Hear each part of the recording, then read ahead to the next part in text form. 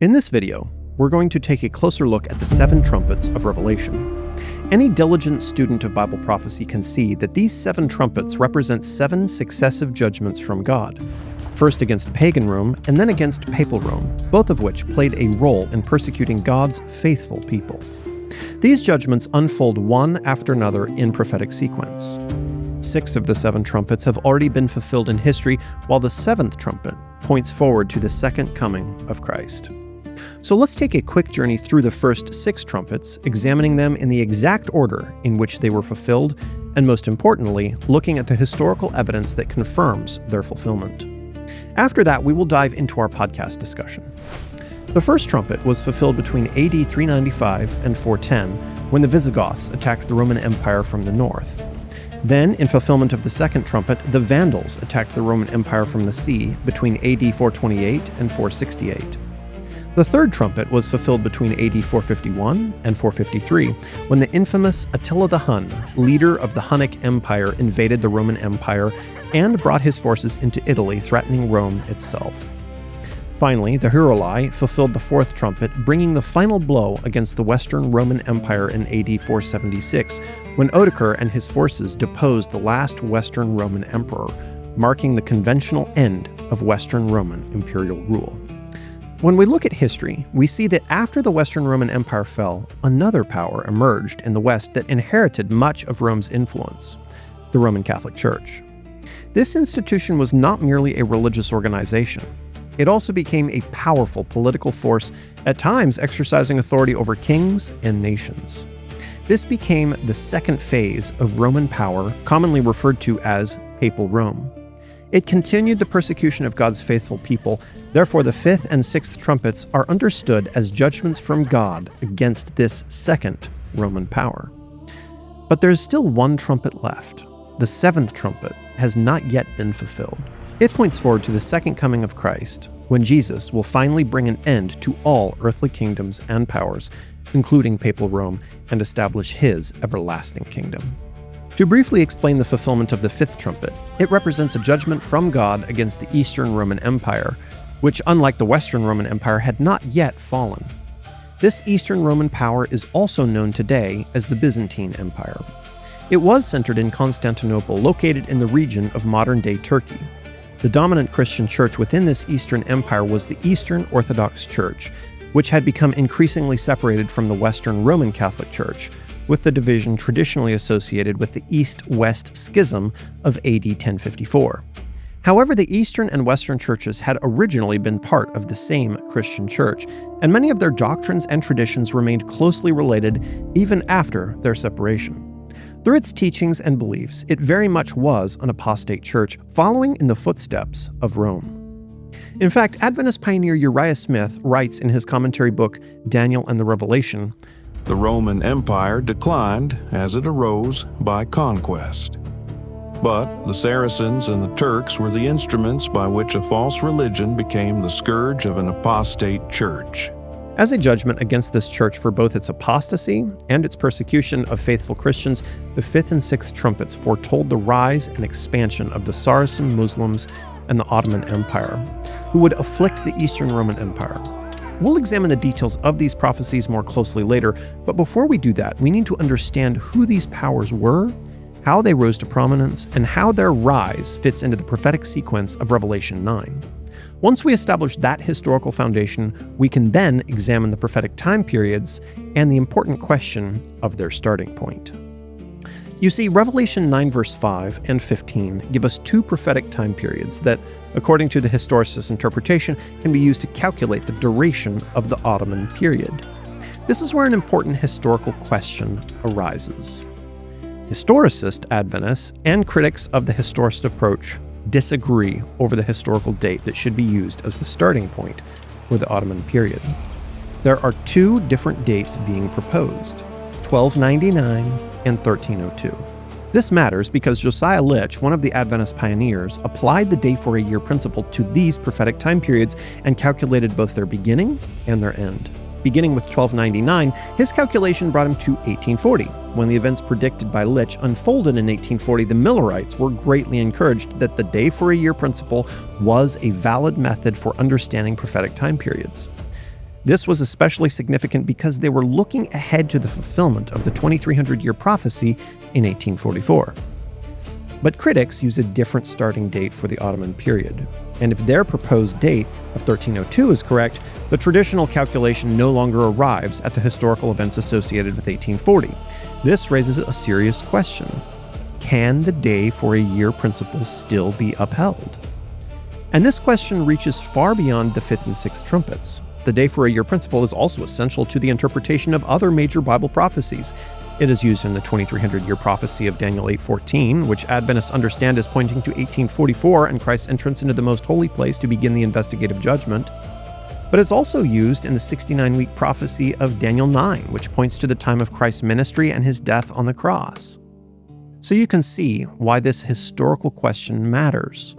If 1299 can be historically established as the correct starting point, then the traditional Adventist interpretation of the fifth and sixth trumpets and Litch's application of the day for a year principle receives important historical confirmation. And that principle remains foundational to Adventist interpretations of the 2300-year prophecy of Christ's ministry in the heavenly sanctuary beginning in 1844 and the investigative judgment. But if 1302 is the correct starting point, critics argue that the traditional calculation is undermined, raising broader questions about the application of the day for a year principle. So this is why this question matters. There are two proposed starting dates for the Ottoman period, 1299 and 1302. Which one is historically correct? In this episode, we're going to examine the historical evidence behind the traditional Seventh-day Adventist Historicist interpretation of the fifth and sixth trumpets. We'll investigate the evidence for the proposed starting dates and determine whether the traditional Adventist pioneers were correct or whether critics have a stronger historical case. We here at Heritage and Hope interpret prophecy through a historicist point of view, which Ellen White also used and is considered the traditional Adventist method of interpreting Bible prophecy. I'll jump in a couple of times just like you see me now to add additional commentary to this conversation. Let's dive in. Welcome back to Heritage and Hope Ministries. Today we are excited to invite Dr. Alberto Treiyer to come on with us here today. Thank you for joining us. Thank you for the invitation. Very good. And then also I have my brother James joining us as well. Guys, from what I understand, we're going to be talking about the trumpets in Revelation. Is that right, James? Yeah, and this is such an honor to have you. We're very grateful. We actually first did a video on your paper and kind of studying the trumpets actually like 2-3 years ago. So we've studied this for a little while, and we've seen some opponents of Adventism, for example, like maybe Desmond Ford and others who couldn't just leave it well enough in attacking 1844. They actually had to go all the way back even to Revelation 9 and attack the fifth and sixth trumpets and try and undermine that history as well and how the Lord led leading up to 1844. So we're super grateful to have you here today to kind of help correct that historical narrative and maybe explain the history of what we stand upon, like that actually supports the biblical understanding we have of those trumpets. One thing that we have to understand is that God promised to Abraham that he will be with him and the enemies, that he will bless those who bless him, and he will curse those who curse him and his offspring also. And so at that time, this is the principle that we have in the Bible. Along the years, when the people of Israel had troubles with other nations which were invading their land, they cry out to God, and God sent armies to protect them, and the trumpets sound. And now, in the New Testament, God fulfilled his promises. In the New Testament, there was a need to know how God would protect his church from enemy powers, because the war will continue and will continue until the coming of the Lord. And the seven trumpets show how God protect or would protect his people. And this is what we have to understand the trumpets as in the Old Testament, not as philosophies or theologies, but as armies that God raised to protect his people. And by that protection, if I'm understanding what you're alluding to, I think, when these powers came and attacked the Christian world, or so-called Christian world, correct me if I'm wrong, maybe by attacking Rome specifically or her allies, that it took the heat, the military heat off of the remnant at that time, maybe like groups like the Waldenses and others throughout history, because Rome was busy dealing with these powers that were coming and attacking instead of wiping out the remnant. The first question you have to ask us is, with whom is God angry? With those who attacked, who killed, who destroyed his people. Yeah. And in the chief agents, said wrote Ellen G. White, the chief agent to persecute the people of God in the first centuries of the Christian era was Rome. Yeah. Rome was the last empire predicted or foretold by Daniel.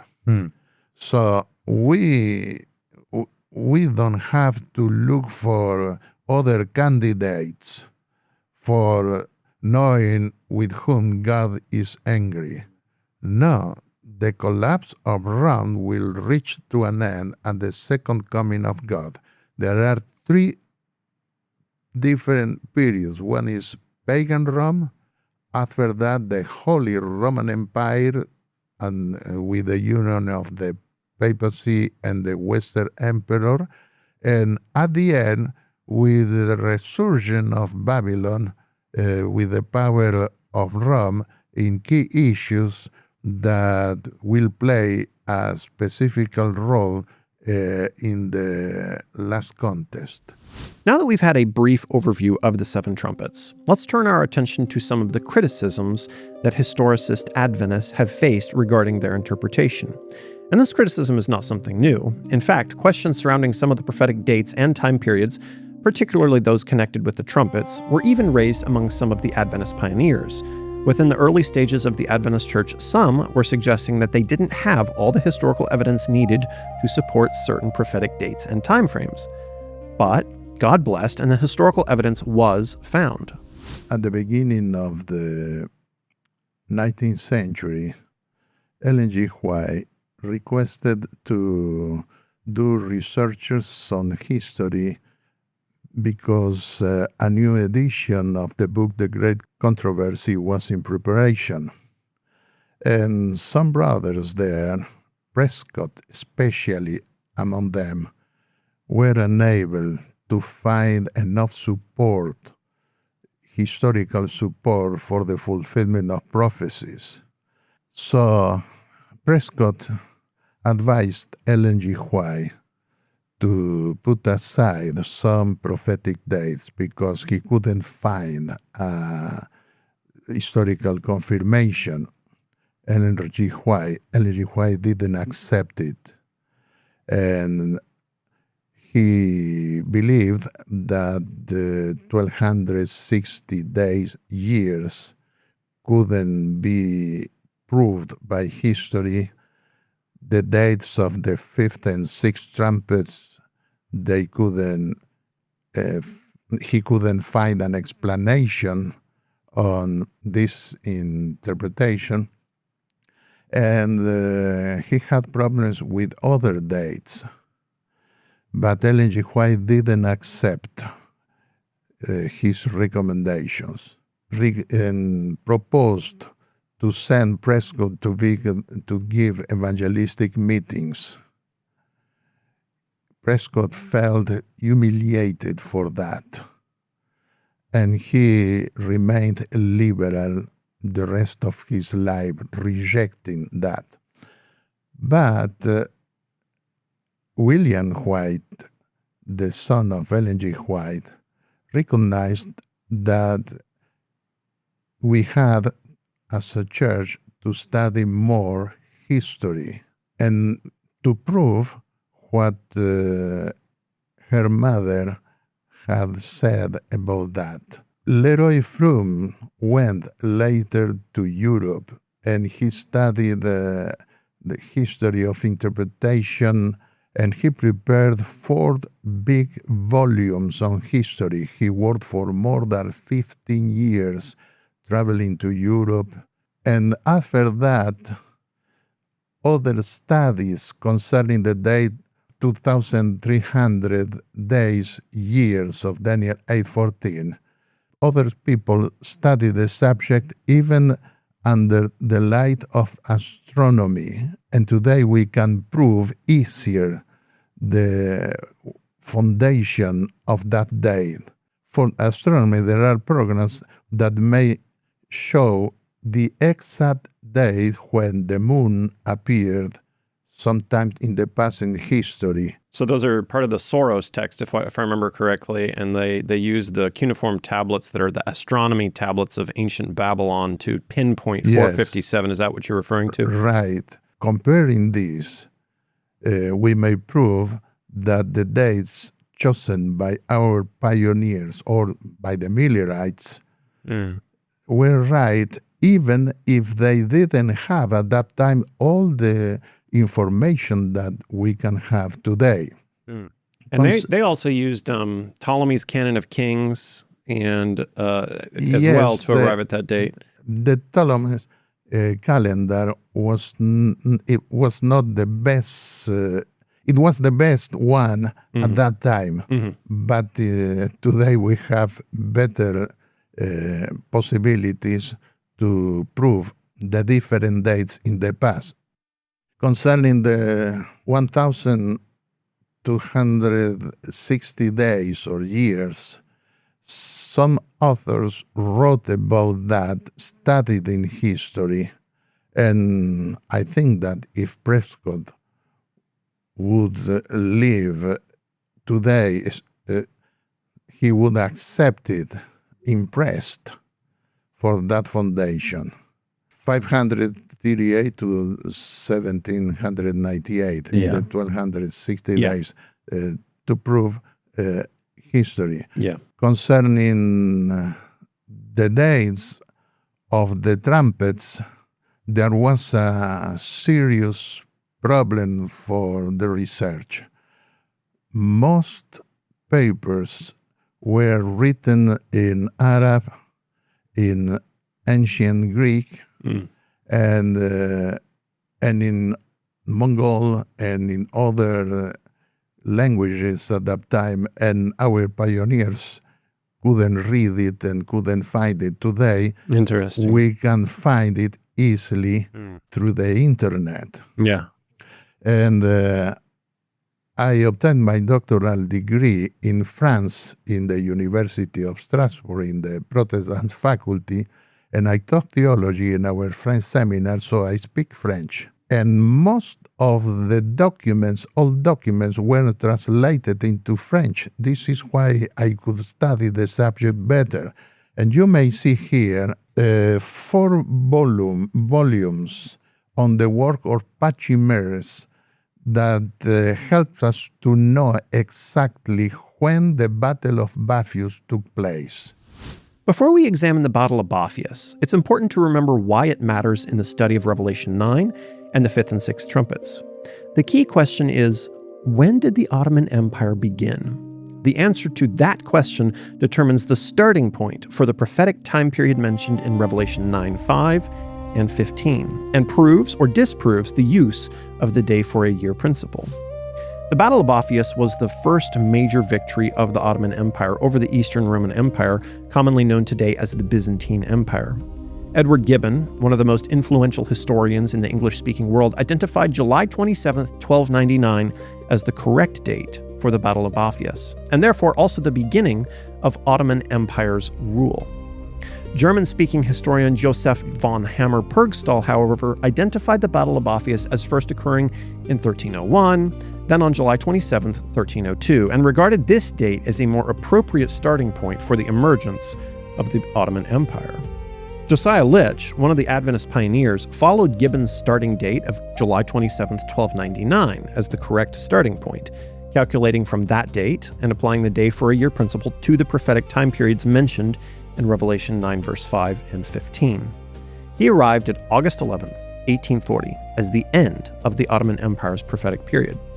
What is significant is that Litch wrote down his conclusions long before August 11, 1840, giving a specific date for when the prophecy would reach its fulfillment. Then, when August 11, 1840 arrived, news spread that the Ottoman Empire had surrendered its power to the European powers, exactly as Litch had predicted from the prophecies as found in the 5th and 6th trumpets in Revelation 9. Critics of the Adventist Historicist interpretation, however, follow the starting date of July 27, 1302, associated with the German historian Joseph von Hammer-Purgstall. Using this date as the starting point, critics argue that the day for a year principle cannot be upheld in the traditional interpretation. If 1302 is the correct starting point for the Ottoman period, and the prophetic time period is calculated using the day for a year principle, the calculation arrives at 1843, a year in which nothing significant relating to the Ottoman Empire occurred. Therefore, critics argue that this creates a serious problem for the day for a year principle as applied to Revelation 9. For the traditional interpretation to stand, there must first be sufficient historical evidence establishing July 27, 1299, rather than 1302 as the correct starting point. According to the critics, evidence for the Battle of Bapheus, and therefore the rise of the Ottomans, to have happened in 1299 doesn't exist. But Dr. Treiyer believes otherwise. As Dr. Treiyer explains, he obtained the writings of George Pachymeres, the Byzantine historian who provides the principal contemporary account of the Battle of Bapheus. He studied these writings in search for the correct date of this battle and the correct starting date of the Ottoman Empire. Originally written in Greek and later translated into French, these works allowed him to investigate the historical evidence surrounding the battle firsthand. As I understand, just for those watching, Pachymeres was kind of the best primary evidence to the Battle of Bapheum and all of the events surrounding it. The only author who wrote on the Battle of Bapheus. Yeah. The Battle of Bapheus doesn't appear in any other document, ancient document. Yeah, and he was the one that lived at that time period then all the way back. And he was living at that time. Yeah. But the problem is that he gave the day, the month, but not the year. The date was 27, the month was July, but the year. Concerning the Battle of Bapheus, Edward Gibbon indicated was that it took place in the year 1299. Joseph von Hammer in the year 1302. And I think, that's one point there worth emphasizing is that Adventists have historically, those who hold to the Great Controversy narrative, recognize that Edward Gibbon was actually correct in his dating. The problem is that von Hammer came later. But let me deal with the problems of Joseph von Hammer. He incorrectly identified Koyun Hissar with the Battle of Bapheus. It was another battle. No historical records indicating the date for the Battle of Koyun Hissar, and the descriptions of the two battles do not match. This is what it is generally recognized today. One of the things that I think we highlighted in some of our past videos from your research and just establishing some of the dates here was if you go back and you examine von Hammer's position about 1301 and 1302, I think some of the historical and other evidence that speaks contrary to his position was really, if you look at the weather patterns that were taking place at the time period, you have a really, really harsh winter that precedes, 1299, and you've got a drought in 1301 and 1302. And that would affect very heavily the amount of water that they would have to cross. And so some of this is spoken about. I think you covered this as well, that, yeah. Medicains.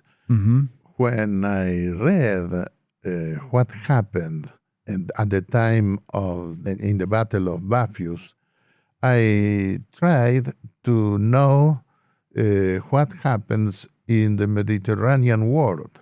And I found that they have no hurricanes, but medicanes. That means Mediterranean hurricanes.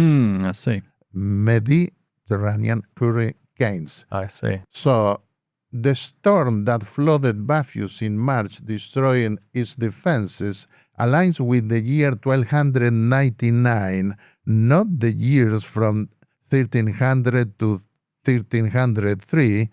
Contemporaneous sources testify of a medicane in March 1299.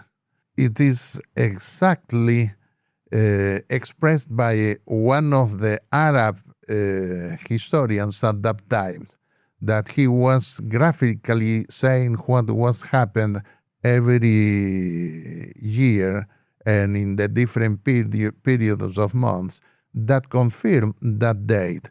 But there are other evidences. Turkish history and recent numismatic evidence supports the date of the year 1299. And this letter of Bishop Athanasius, a letter from Bishop Athanasius to the emperor in Thessaloniki, urging his immediate return to face the Muslim threat, can only be dated between August and October of 1299. Since Pachymeres claimed that the Battle of Bapheus triggered fear in the empire, how is it possible to date that battle in 1302? Yeah.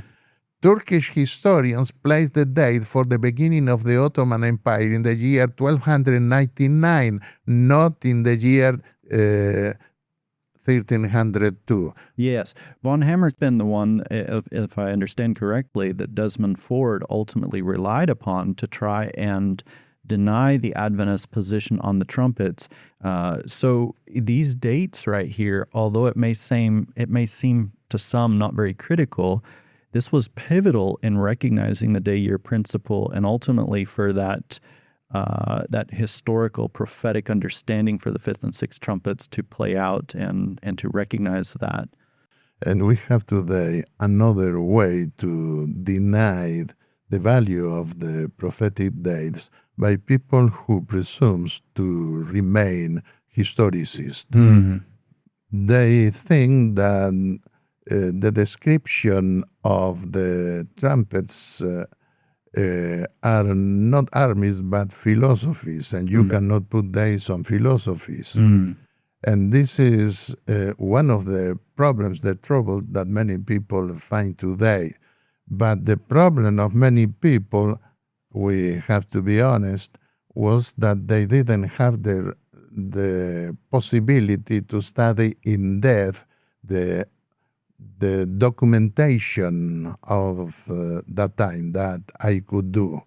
I sent my paper that was published here to some specialists in the area, and one of them wrote me saying that he was impressed by the careful study that I did, and showing me the agreement. He told me that now he agree with concerning the right date of that battle.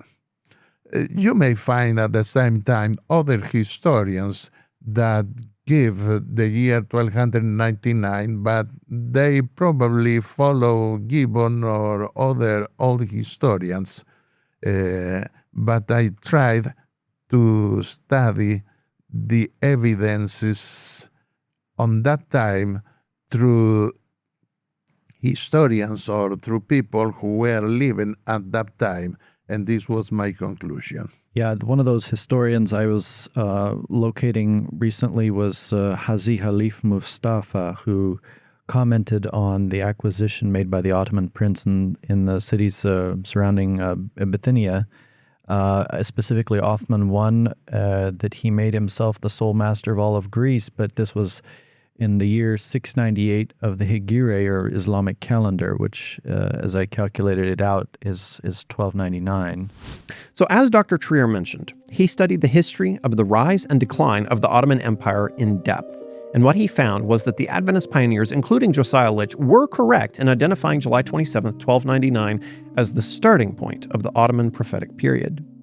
The Ottoman rise to power can be traced to July 27, 1299, with its victory over the Eastern Roman Empire, also known as the Byzantine Empire, at the Battle of Bapheus. When Josiah Litch studied the 5th and 6th trumpets of Revelation 9, he concluded that the prophecy pointed both to the rise of the Muslim Saracens and the rise and expansion of the Ottoman Turks. He therefore used July 27, 1299 as the starting point for the 150-year period of the 5th trumpet. Beginning with July 27, 1299, and adding 150 literal years, we arrive at July 27, 1449. Significantly, in 1449, the Byzantine Emperor Constantine XI, Palaiologos, came to his throne. His ascension took place under Ottoman pressure and with the approval of the Ottoman Sultan Murad II. By this point, the Byzantine Empire had become so weakened that its emperor was dependent upon Ottoman power even in his ascension to the throne. This marked the transition from the 150-year period of the 5th trumpet to the time period of the 6th trumpet, as found in Revelation 9, verse 15. The 6th trumpet indicates a time period of 391 years and 15 days. Beginning this period on July 27, 1449, which is where we left off, we end up at August 11, 1840. And what happened on that date? The Ottoman Empire was facing a major crisis involving Muhammad Ali of Egypt, who had challenged Ottoman authority and gained control over large portions of the empire. The European powers, Britain, Austria, Russia, and Prussia, intervened in the conflict and issued an ultimatum to Muhammad Ali. The Ottoman government accepted this European intervention and placed itself under the protection of the European powers. This was significant because the Ottoman Empire had effectively surrendered its independent control over the matter and had become dependent upon the European powers. Josiah Litch had predicted that this would occur on August 11, 1840, 4 years before the expected fulfillment of the 2300-year prophecy in 1844. When news of these events reached the United States, the Millerites recognized what had happened as a remarkable fulfillment of Litch's prophetic calculation. This gave them renewed confidence in the day-for-a-year principle and in their expectation that the 2300-year prophecy would reach its fulfillment in 1844. And they reached the year 1844. They reached that year. And when that year came, they didn't find anything to relate to this issue, and so they lost faith in the historicist principle of interpretation. So what Dr. Treiyer is saying here is that, as we know, the Great Disappointment happened in 1844, when many Christians from the Millerite movement expected Jesus to come back as a fulfillment of the 2300-year prophecy. And because Jesus didn't come back in that time, many left the faith and figured that the historicist interpretation of prophecy must be wrong, which includes the day-for-a-year principle. Even though many of these people had previously witnessed with their very own eyes the prophetic fulfillment of the rise and submission of the Ottoman Empire from 1299 until 1840, which showed that the day-for-a-year principle is true and can be trusted. The problem was not the day-for-a-year principle. The problem was their understanding of what was supposed to happen at the end of the 2300 years. The prophecy was correct, the date was correct, but the event was misunderstood. Jesus did not return to the earth in 1844. Christ entered the most holy place of the heavenly sanctuary to begin the final phase of his priestly ministry, the antitypical Day of Atonement. This is the foundation of the Adventist teaching concerning the investigative judgment. But in the year 1844, some specific things happened that were really important.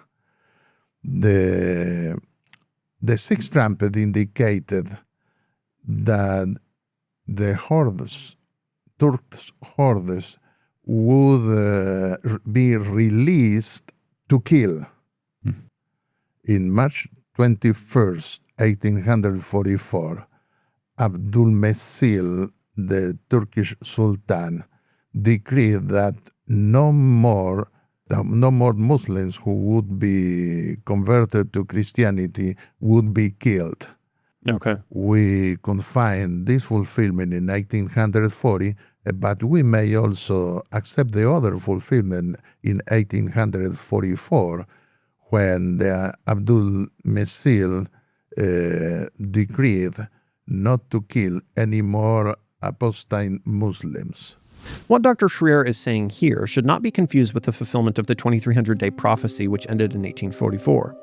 The year 1844 marked the time when Christ moved from the holy place to the most holy place in the heavenly sanctuary, beginning with the final phase of his priestly ministry. However, there was also another significant development involving the Ottoman Empire in 1844, under Sultan Abdülmecid I, and amid increasing pressure from the European powers, the Ottoman government ended the execution of Muslims who converted to Christianity. While this event was not regarded as the fulfillment of Revelation 9 verse 15, it was viewed as additional evidence that the Ottoman Empire was increasingly losing its ability to act as a fully independent world power, further reinforcing the historicist interpretation of the prophecy and the significance of the 1840 date. But Josiah Litch, a Millerite interpreter, follower of William Miller, he linked the two dates, and he began in July 27, 1299, and he reached 1840 on August 11.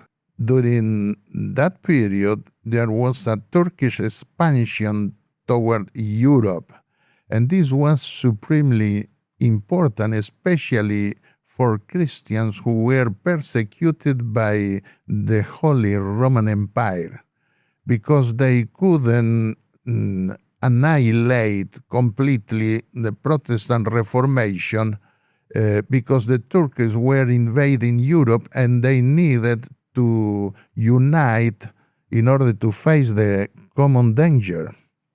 I went to research to the library of the University of Emory in Atlanta. I left happy because I could find tremendous historical testimonies to prove the importance of the year 1840. Let me read some of them. The Porte, like the White House for the Turks, had reacted to the threat of European intervention on behalf of its misgoverned Christian subjects by issuing the Hatti Serif of 1839, but the Quadruple Alliance of 1840, in which Austria and Prussia, but not France, had joined with Britain and Russia to protect the Ottoman Empire's integrity, also implied an unwelcome foreign solicitude about the empire's international affairs. From then on, European intervention became a regular practice. Externally and formally, the Ottoman Empire, by entering the concert of European powers, had given up its specific character of a Muslim state. This is not what I am saying. This is what historian says. Another historian. The years 1840 to 1870 were indeed revolutionary in bringing Turkey and Europe into close contact and in furnishing conditions under which Europe began to exert its influence directly. Another statement. In the diplomatic arrangements preceding this action, the Ottoman Empire was accepted by the other powers as an equal partner. All signed the Convention for the Pacification of the Levant in 1840. In this fashion, the Ottoman Empire was first admitted into the workings of the European state system. And I remember that Abdul Mesil, the Sultan, complained before Europe, saying that he was given more freedom to Christians than the Europeans were doing to Muslims. So we find August 11, 1840, the arrival of the envoy Rifat Bey and Mr. Allison on the steamship Be'er Tahir from Constantinople on the 11th, with the ultimatum of the four powers, produced a great sensation here. Ultimatum. The European powers gave an ultimatum to Turkey. They were the first to accept it, and the others. It was not something that they can choose by themselves. You accept this, or you will face war. Yeah, it sounds like it was a very much a signal, in the pages of history that their power was kind of at an end. If you accept that ultimatum, you're basically signaling, hey, we're weak, we don't have the power anymore, you're clearly got more power than we do. And when the moment came, there was a submission of the Sultan to the great powers of Europe. He needed that because his empire was unable to face the Pasha of Egypt. And from that time, Turkey was depending on the protection of the European powers, and the persecution to kill, as they had before, reached to an end. You find in Daniel 7, verse 11, Daniel wrote concerning the old empires that were succeeded by the next one, that they had lost their dominion, but had existed a little more for a certain time. So many say the Turkish Empire didn't reach to an end in 1840, but they lost their dominion. They lost the total independence, and the rest was a question of time. The same happens with the day 70 weeks, when the Apostle Paul was called to teach to the Gentiles, and God didn't address his messages anymore to the Jewish nation, but to Christian people. But the destruction of Jerusalem came later. So we don't have to expect that at that time, because some believed at that time in 1840, before August 11, they believed that the Ottoman Empire would reach to an end. And this didn't happen. That's an interesting point you're making there, kind of comparing what, maybe what might have happened in Acts chapter 7, for example, when Stephen kind of gave this message of Christ standing in judgment of the Jewish nation as kind of, them coming to an end when, we know historically later on, of course, Jerusalem got destroyed many years later, but really there was a signal defeat or signal loss of power or loss of authority right there in Acts chapter 7 when they rejected finally and ultimately Christ. And so I think I'm understanding what you're doing and making a comparison there to how, even though historians say, well, the Ottomans weren't completely destroyed sometime later, this event right here, this acceptance of that ultimatum was a signal loss of power on their end and really the end of the empire right then. Mm-hmm. Let me read a testimony of the husband of Ellen G. White. They were witnesses of what happened at that time, so their testimony is also valuable. The letter is dated Constantinople, August 12, and the letter said, "Yesterday, August 11, the Sultan in his own capital, requested the ambassadors of our nations to know the measures to be taken regarding a circumstance that vitally affected his empire. And he was told only that provision had been made, but he could not know what it was, and he need not be alarmed about any contingency that might arise afterward. From that time on, says James White, they, not he, would handle it. Where was the Sultan's independence on that day? It was gone. Who had the supremacy of the Ottoman Empire in their hands? The great powers. Therefore, according to the previous calculation, Ottoman supremacy passed on August 11 into the hands of the great Christian powers of Europe. This evidence was impressive in such a way that they were expecting something special happened some few years later in 1844. They expected the second coming of Christ. They made a mistake. It had to do with the final work of intercession of Christ in heaven, indicated by that date. The date was right, but not the event.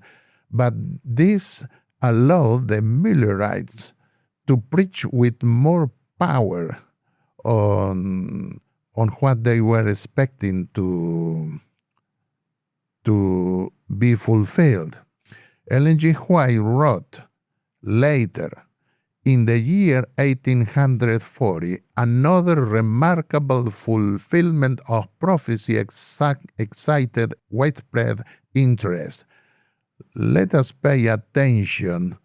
She says, not what the Millerites believed, as some are trying to say today, but it was a remarkable fulfillment, not of a prediction of Josiah Litch, but of prophecy. Of course, Josiah Litch agreed with what the Bible was indicating. At the very time specified, Turkey, through her ambassadors, accepted the protection of the Allied powers of Europe and thus placed herself under the control of Christian nations. The event exactly fulfilled the prediction. There are Seventh-day Adventists out there who don't view the seven trumpets as historicist. They view it as futurist, that they have yet to be fulfilled.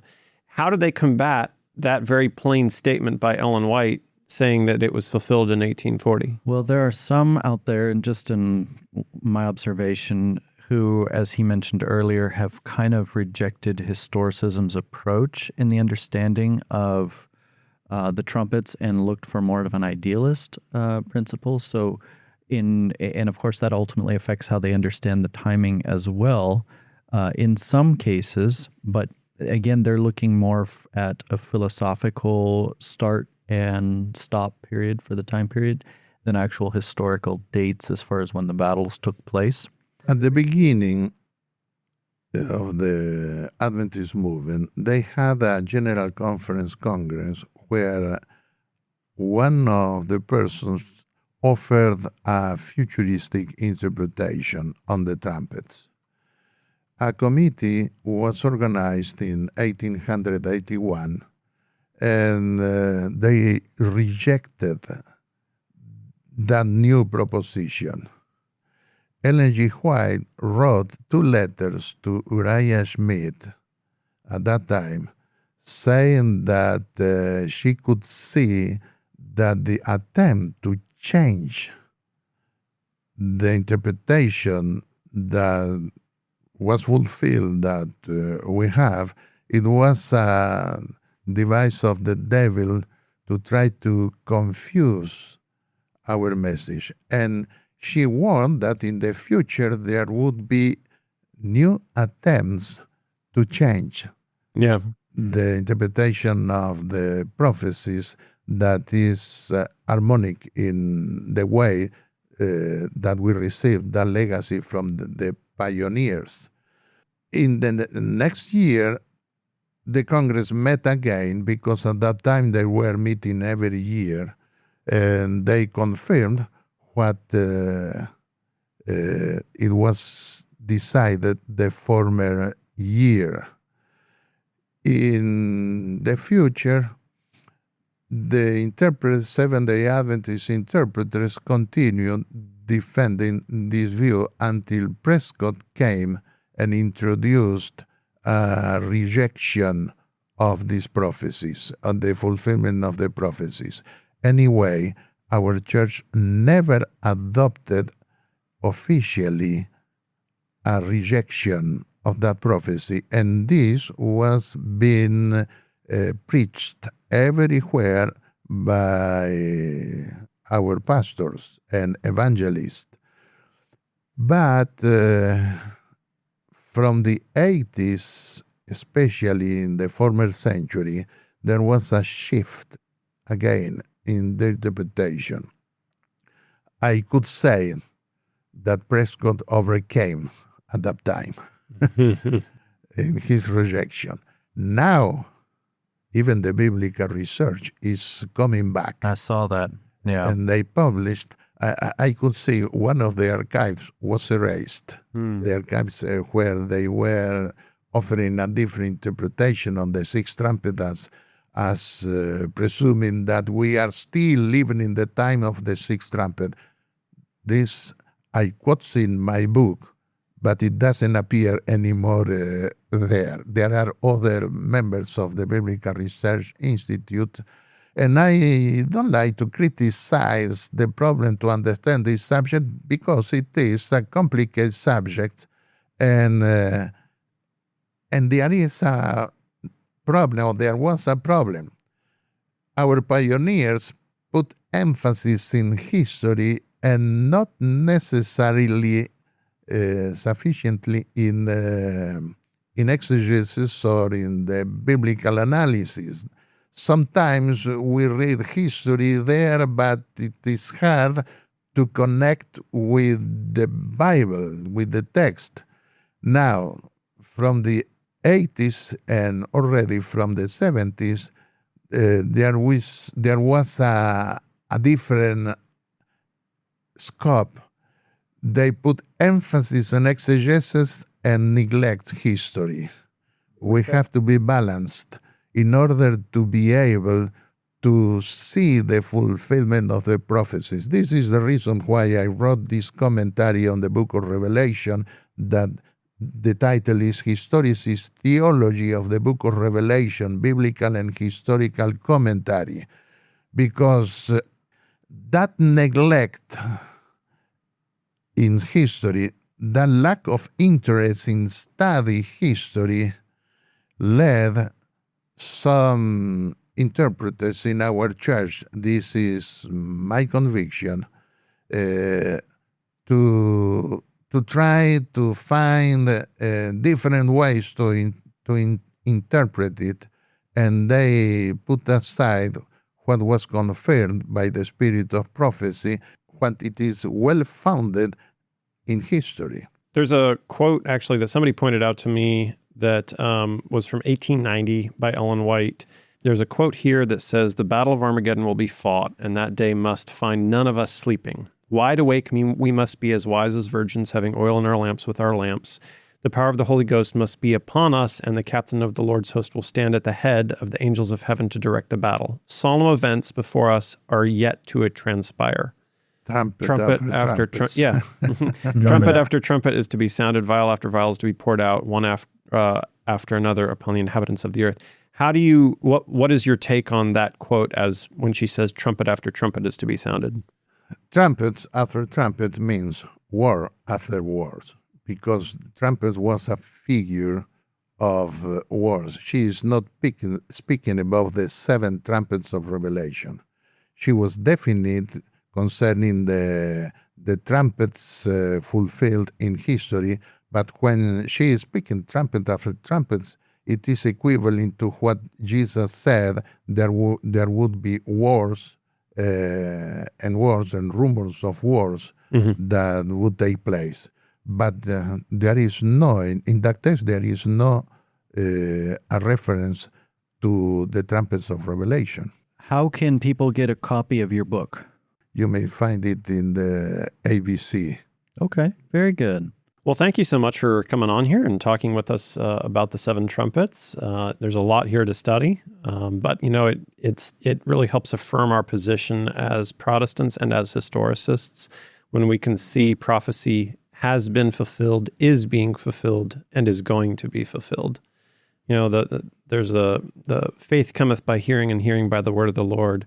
And as we study the Bible, our faith is affirmed by seeing how God has said something is going to happen, and then it does happen. He says something is going to happen, and then it happens. And so we know that the end is coming, and we know that time is almost up. We're living now in the judgment hour, in the last days of this earth's history. Mm-hmm. So thank you for your work and your deep theological research into the book of Revelation, and I'm looking forward to reading this book more and studying more some of the hours. I'm sure this was many countless hours of research that went into this. So. Hours, days, and years is the result of a whole life of study, of a passion on the distinctive messages that we have and received as a legacy of our pioneers confirmed by the spirit of prophecy. Mm-hmm. Amen. Well, guys, thank you so much for joining us here at Heritage and Hope. Don't forget to like, share, and subscribe to this YouTube channel to stay up to date for further videos that we have coming out here soon. Thanks so much.